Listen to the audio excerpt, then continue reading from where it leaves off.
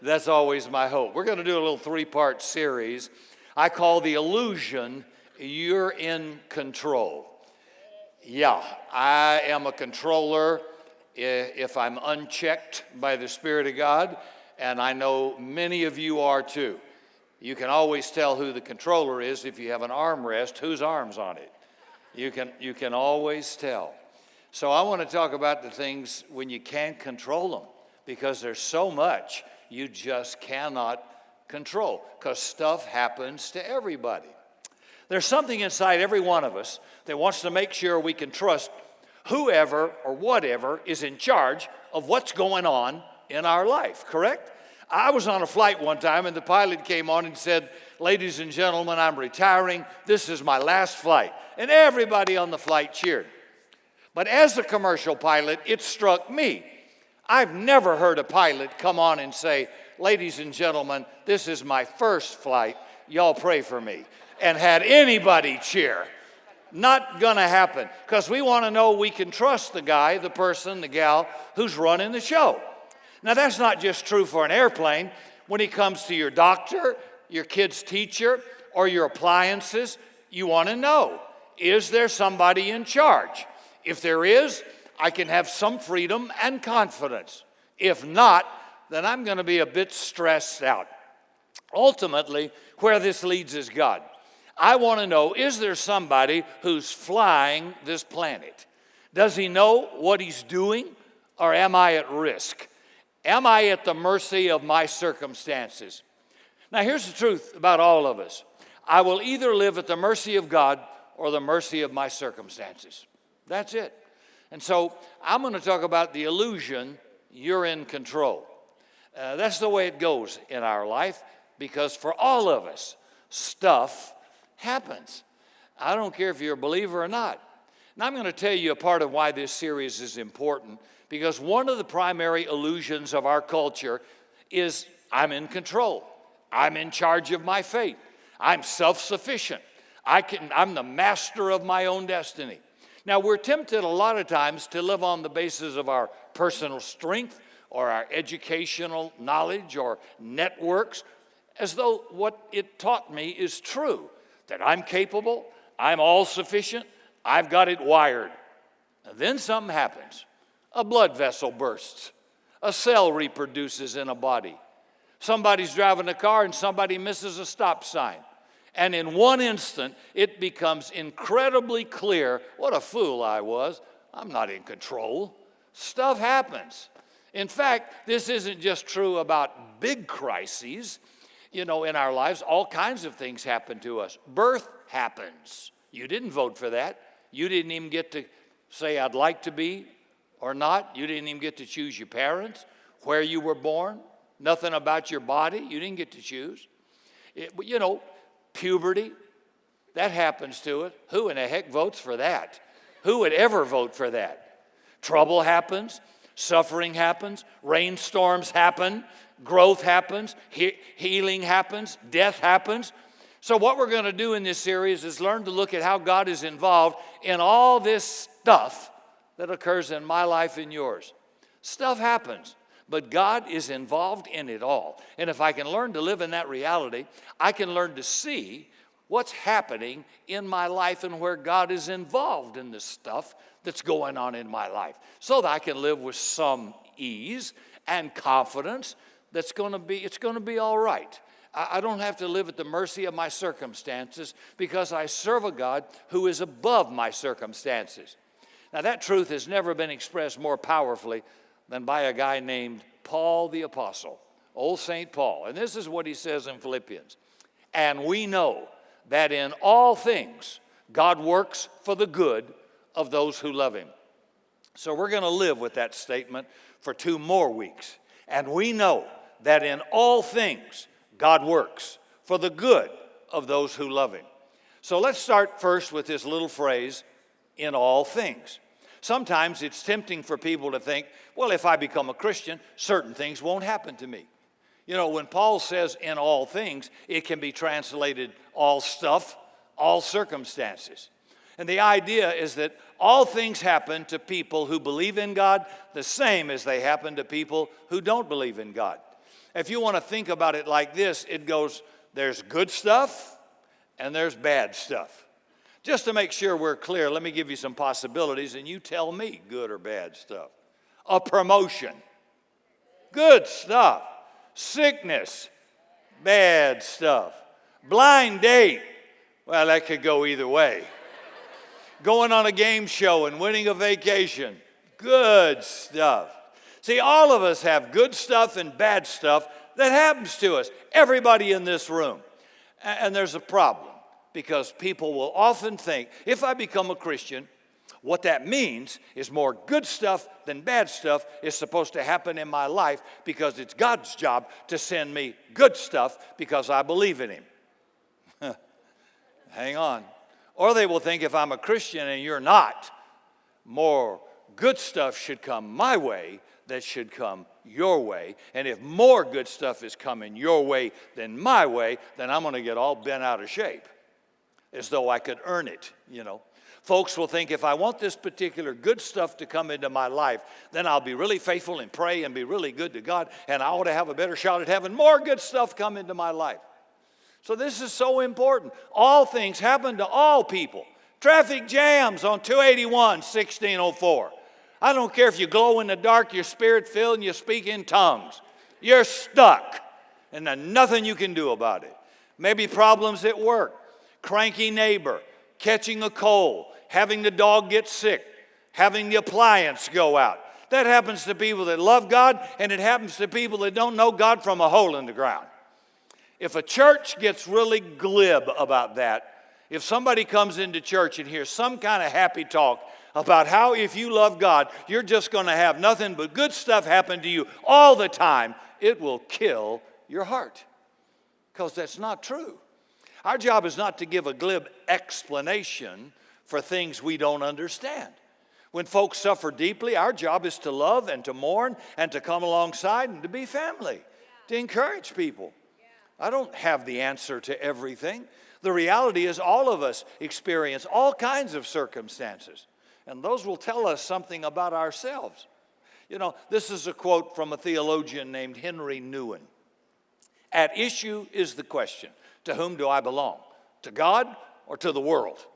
He says, many of my daily preoccupations suggest I belong more to the world than to God. A little criticism makes me angry. A little rejection makes me depressed. A little praise raises my spirits, and a little success excites me. It takes very little to raise me up or cast me down. Often I'm like a small boat on the ocean, completely at the mercy of the waves. All the time and energy I spend in keeping a kind of a balance and preventing myself from being tipped over and drowning shows my life is mostly a struggle for survival, but not a holy struggle, but an anxious struggle resulting from the mistaken idea it is the world that defines me. Now that's just not true at all. All things happen to all people, and I don't have to live at the mercy of my circumstances. It's interesting, I was thinking about a couple of families over the years that I've known that have had a Down syndrome child. On one occasion, the person became a Christian, and their question was, God, why would you do this to me? As though God did it. Then another person I know, her prayer to God was, God, thank you so much that you brought me to faith so I don't go through this journey all by myself. Then I know of another father who was commenting about being the parent of a Down syndrome child, and he said, our family has learned more about love from this child than we ever knew. We've been brought closer together because we have this guy who's part of our family. And not just that, he's the most relentlessly cheerful guy in our family. I actually think it should be called up syndrome, not Down syndrome. That's what he said.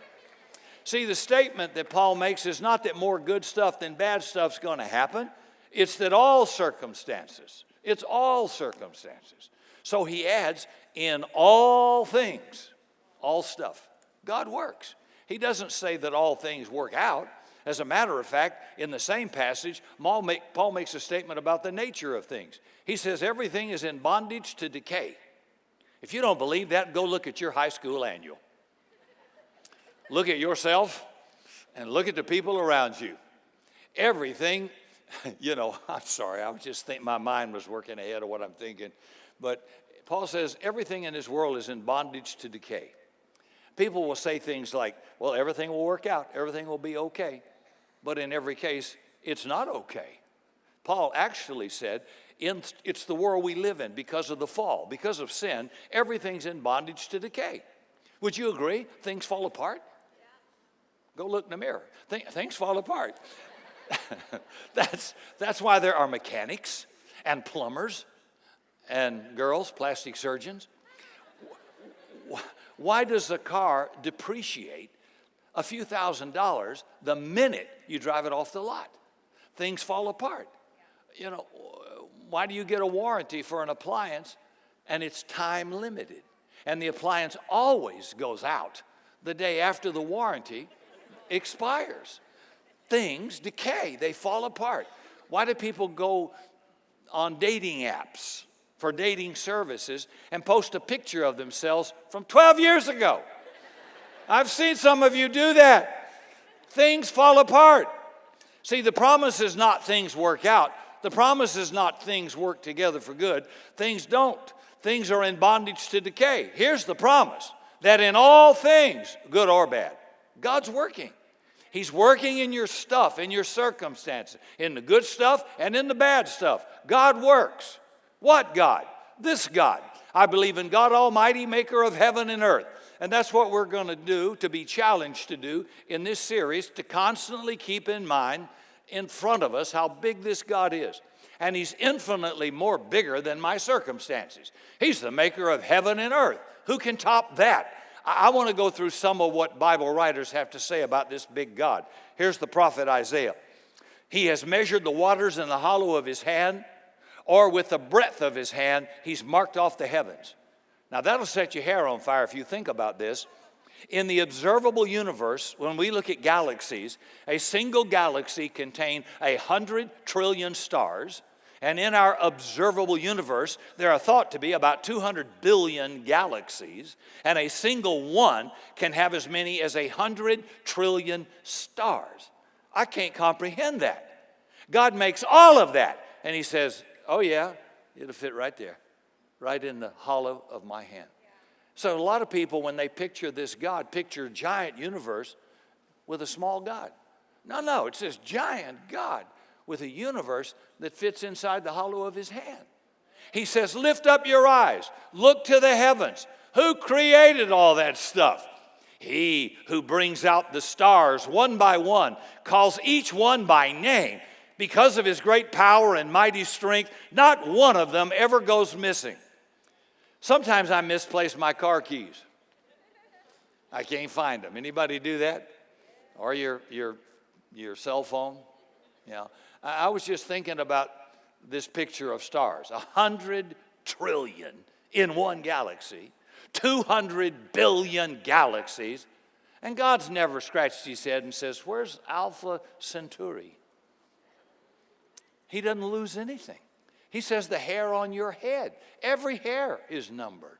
Not a bird falls out of the sky that he is not aware of. God knows them all because of his great power. So he's measured the waters in the hollow of his hand. All of this world God makes. The people of Israel would say over and over, it is the God who made the heaven and the earth that watches over you and over all things. And that leads to a real important question. Do you believe God is working when you're not working? A real good question is, when you go to bed at night and you're not working, do you believe God is working? If you do, it takes a tremendous load off of you. See, I'm not in control of the weather or traffic or the circumstances of my life, and it's a good thing. In all things, it's this great God who works. Then Paul says, in all things, God works for the good. Now, that's really important. God is at work for the good. And I have to tell you, this is a verse that's taken out of context and misunderstood probably more than any. People will think what that means is, I want some good circumstances. So in any circumstance I'm in, God's at work for the good. So if I don't get good circumstances I want, it must mean God will give me a better circumstance. If I don't get this great paying job, it must mean God's going to give me a higher paying job. If I don't get this terrific promotion, it must mean God's going to give me a better promotion. If I don't get to marry this hot girl, it must mean God's going to give me an even hotter girl. What version of the Bible did you read that in? Here's a real important distinction when you think about God working in all things for the good. Stuff happens. Good stuff can happen to me, or good stuff can happen in me. See, when we love somebody, we're generally more concerned about good things happening in them because we love them and we want them to be great people more than just good stuff happening to them. Your children, like mine, want good stuff to happen to them, right? But if a parent loves a child, occasionally you're willing to make some bad stuff happen called discipline, restriction, or for you millennials, something I never heard of, time out. No, my military dad would put my head through sheetrock. That was time out for me. I'd be unconscious. Time out. Oh, that sounds so threatening. Fear grasps me. Time out. Gag me. Some of these old military fathers in here could fix a few of these wild childs real fast. Yeah, you could live with you for about 6 weeks. Anyway, I'm trying to show you there's the possibility of good stuff happening to you or good stuff happening in you. Now, we all want the good stuff to happen to us. Good stuff to me, that's my circumstances. Promotions, a pay raise, a hot date, a great house, lots of money, a cool car. Good stuff in me, that's the character of Jesus. That's love and joy, peace, patience, kindness, temperance. That isn't so much fun, is it? The promise Paul is making here is not that good stuff is always going to happen to me. It is something way more glorious than that. It's that good stuff is going to happen in me, no matter what. Here's how that verse goes on. If I read the whole verse, it says, and we know that in all things God works for the good of those who love him, who've been called according to his purpose. And what's his purpose? For those God foreknew, he predestinated to be conformed into the image of his Son. You know, God's plan is to have you look a little bit like him, act a little bit like him, have an attitude or a mind kind of like him. Now, I was born in this nation, and I was born to a Southern family, and so I was at the mercy of God's pick. I didn't get to pick anything. So I picked up different traits, customs. I picked up culture, values, mindsets, prejudices from the culture I was born into, correct? Yeah. Well, how many of you know a whole lot of that was totally contradictory to Jesus? Jesus wasn't a racist. Jesus wasn't bigoted. Jesus wasn't masochistic. He wasn't a macho guy. He demeaned women in any way. He was good to everybody. And I'm thinking, that good working in me is a lot more like a surgeon with a scalpel than good stuff happening to me. Oh, I got blessed. Yeah, well, some of my biggest blessings you never got to see because after God gutted me to put a little more of Jesus in me, it resulted in being a better me. And that's a lot more important than getting a new Mercedes or getting a new home in a gated community in some fancy zip code. God's not against you having that, but I'm saying if nothing good happens in you, what good are you? You're just a spoiled, arrogant, self-seeking brat. Sorry, but that's kind of what it is. So God wants me to have the character of Jesus through eternity, and that's a whole lot better. So we're often likely to think of all the good circumstances we want God to give us. But God has something a lot better than that, and we don't always want it, but it's better. God's promise is not to give you good stuff. God's promise is to use all the stuff, good or bad, that happens to produce good stuff in you so that the character of Jesus that you have now, you will carry through eternity. In all things, God works for the good, for who? For those who love him. This is hard to believe for most people, but God actually wants people who love him. Paul wrote those words, and he would have said every day as a devout Hebrew, an Israelite, the Shema. And this is from the book of Deuteronomy. Hear, O Israel, the Lord our God, the Lord is one. Love the Lord your God with all your heart, all your soul, and all your strength. Now, why did Israel love that verse so much? When Paul woke up, he would say those words, love the Lord your God. When he went to bed at night, he would say those words, love the Lord your God. Why would he say those? Why did he want people to love him so much? The God of Israel is a God who wants to be loved. Now, that's striking because in the ancient world, nobody said, I love Baal. I love Molech. Everybody was terrified of those fake gods. They wanted them to be afraid.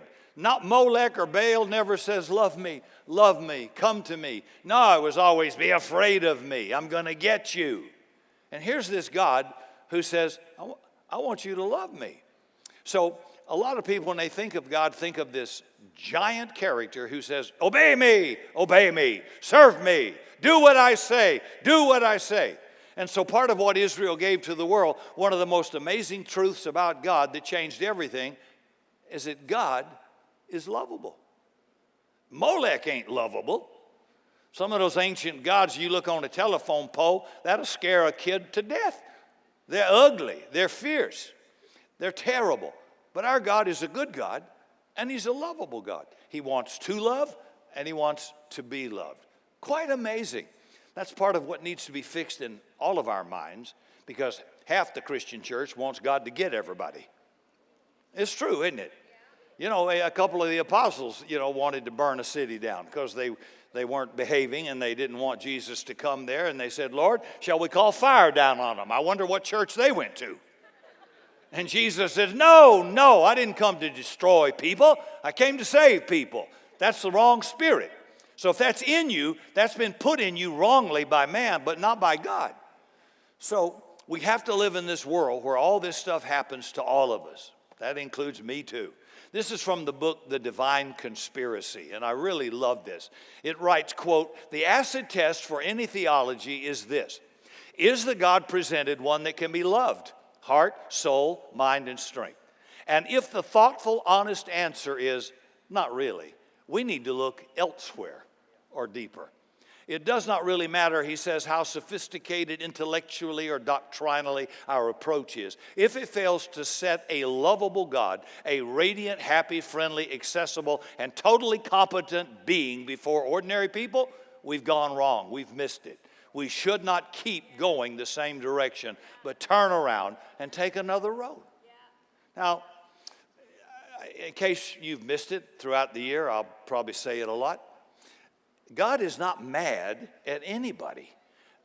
God has an anger and wrath. But when Jesus came and died on the cross, the Bible says God the Father laid the iniquity of us all on him and judged us in him. And it says that he satisfied his wrath. So the God we serve in this age and dispensation is not an angry God trying to get you. He's loving you.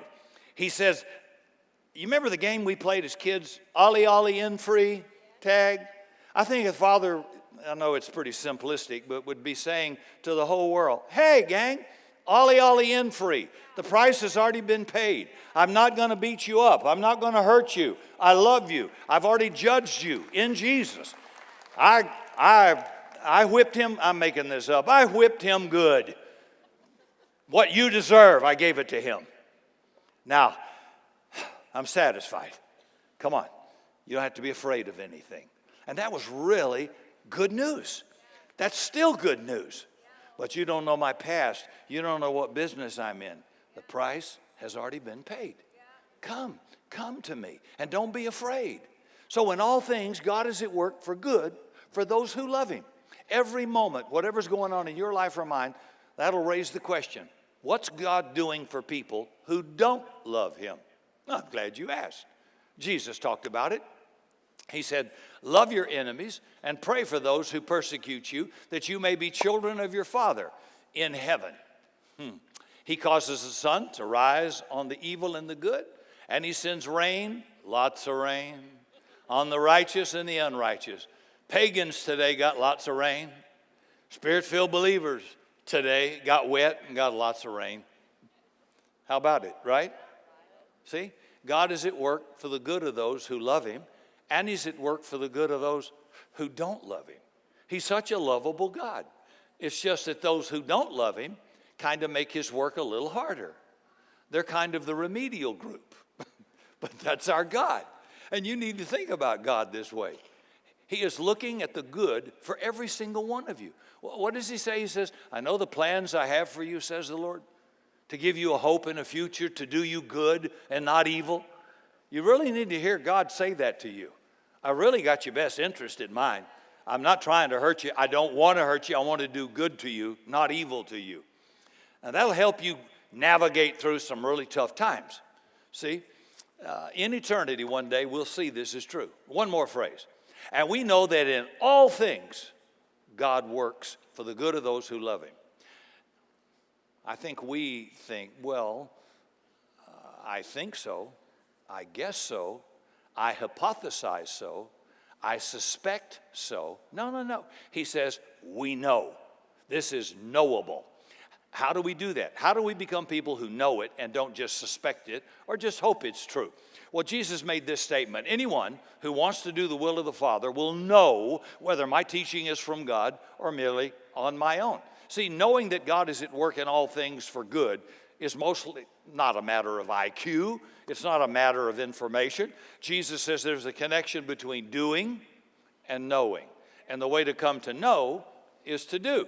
See, obedience validates knowing. When I obey, when I trust, then I come to see, whoa, that's really true. If I refuse to obey, I'll never know it's true. So here's the deal. When I obey God, I find out that the Word of God, the will of God, is really for my own good and leads to the best life. Now, because I have been following those principles since I was nearly 40, I know and would say it's absolutely true. It's absolutely true. But I wouldn't know it if I hadn't obeyed it. How can I know it's more blessed to give than to receive if I'm stingy? I'll never know. That's not just a line in a book. The way you come to know is by doing. So God can tell you about all the things he will do. What you sow, you reap. You don't believe that until you do it. And when you do it, you understand the joy that comes from being generous or something, because it's just a quote you heard in church, but you don't really know it until you do it. And the way you come to know in the deepest sense is not just affirming that statement. I just come to know it with my whole heart because I've obeyed it. And that's why God says to obey is better than any sacrifice you make. Just do what I said. Here's an old song. Thankfully, I won't sing it. And hardly most of you won't even have heard it. But when I grew up, here are the lyrics. When we walk with the Lord in the light of his word, what a glory he sheds on our way. When we do his good will, he abides with us still, with all who will trust and obey. Trust and obey, for there's no other way to be happy in Jesus than to trust and obey. See, we all want to be happy. We all want good stuff to happen to us. True joy, true happiness comes when good stuff is happening in us, and we can know that in all things, God works for the good of those who trust him, who love him, if we trust and obey. He's with us when trouble happens. He's with us when growth happens. He's with us when grace happens. Take a look this week at all the stuff that happens to you. When you wake up in the morning, it doesn't have to be big stuff. When you go to work, when there's traffic jam on 281, there will be. When there's frustration, there will be. When you get criticized, when you're tempted to lie, when you feel discouraged, ask, how is God at work in this thing? He will be, because stuff happens to everybody, but God happens, and God's bigger than all that stuff. So believe me, God can either bring good stuff to you or in you. So no matter how terrible it may seem to me at the time, unexpected stuff happens over which I have no control. I have to believe, okay, that's not good stuff coming to me, so God must be at work for something good in me. If you've been a Christian a long time, can you look back, whether you were in business or military or even in the ministry, at problems and things early in marriage that used to just stress you out? And like a mom on her third kid, now, it don't even bother you. It's just water off a duck's back. Oh, you worried about that first kid. You wouldn't let anybody breathe on them. You kept them isolated. You put RIFD protection around them from electronic whatever. I mean, it was like crazy. By the third time, you throw the kid in the bed, and you just make sure they're in the house when you lock up, and you don't worry about anything because you've been to this rodeo a long time. And you're not stressed out. Well, I feel that way as we grow. See, as we grow, stuff doesn't bother me. It takes a whole lot to bother me. That's how God enlarges us. He's working some good stuff in me. So I could tell somebody who's coming through a patch of bad stuff that I already went through a long time ago and dealt with, I can put my hand on their shoulder and say, hey, it's going to be okay. Already been there, done it, been there. Nothing to worry about, right? If you were just going to have a baby, your first baby, you want to talk to some celebrity model with a 2-inch waist? Or do you want mama to pull up her shirt and say, look here, look like an 18-wheeler rolled over me, sweetheart. I got 3 kids. I got 4 kids. Let me tell you. What I have this picture in my mind. I don't know about you, but if I was going to have a baby, that's the woman I'm going to talk to. And I'm not going to talk to Miss Cutie Pants over here that didn't have a stretch mark. I'm going to talk to somebody that's already been to the rodeo. Right? So God's going to take you to a rodeo, and good stuff's going to happen back. It's got nothing to do with God doesn't love you or you're obeying more than this person, so more good stuff is going to happen. I know some of the most obedient Christians in the world that make anybody look pitiful, and they've had terrible stuff happen to them, but great stuff in them. And I'm going to tell you something. Don't you be dismayed. Don't you quit. Don't you give up. Don't you think God has abandoned you, because He never promised that you would live a life free from any sort of a problem or trial or trouble. It happens to everybody. And all I know is that no matter what news I get, God says, I'm at work for the good of those who love me. So somehow, in me or to me, it's coming. I'm going to win either way. And so will you. Would you bow your head with me this morning? You've been such a great, attentive audience.